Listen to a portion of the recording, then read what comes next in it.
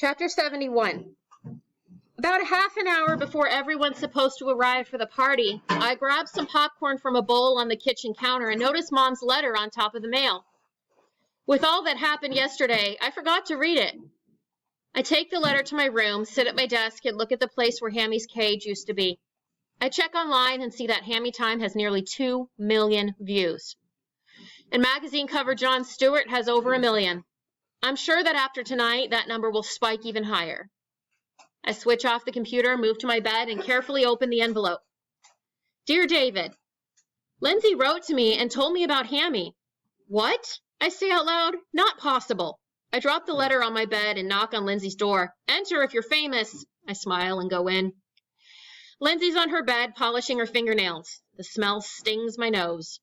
Hey, I say, wiping my nose with the back of my hand. Hey, yourself, ready for tonight? I shrug.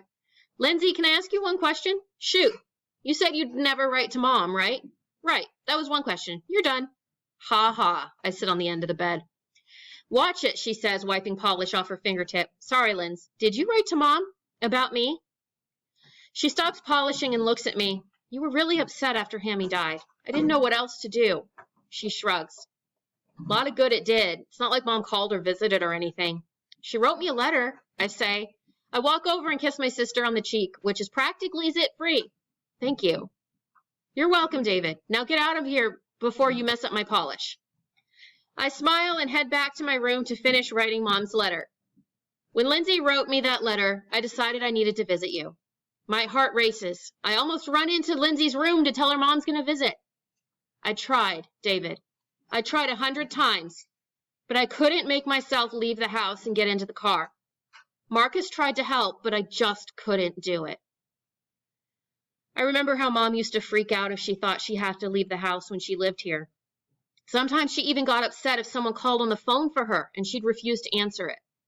Come to think of it, it was amazing Mom was able to leave it all to go live with the farmer in Maine. I'm sorry, David. I'm sorry about Hammy. You have no idea how much I wanted to drive to the pet place in the mall and surprise you with a new hamster. I imagined the scene 1,000,000 times. Me too. But the pet place in the mall is closed anyway. About once a month, I'm able to walk with Marcus to the public library. It's a long walk, but I do it so I can watch your videos, David. You've gotten so many comments lately. I hope you can still find mine. Latham. Lindsay and David's mom. Your Latham? I say out loud. I'm sorry I couldn't be everything your dad needed me to be. I hope he's happy anyway. I'm sorry I couldn't be what Lindsay needed me to be, but I'm so glad she finally wrote to me. And I'm sorry I can't be there for you, David. Please keep me in your heart. Love and candy corn. I sniff hard and press Mom's letter to my chest. She tried, I think. She really tried. The doorbell rings. Got it, Dad calls. Hey, where's the big star? I hear Alan Drummond say downstairs. I fold the letter and slip it back into the envelope. Then I tuck it into the shoebox in my closet with the other dozens of letters from Mom. Love you, I say, and head downstairs.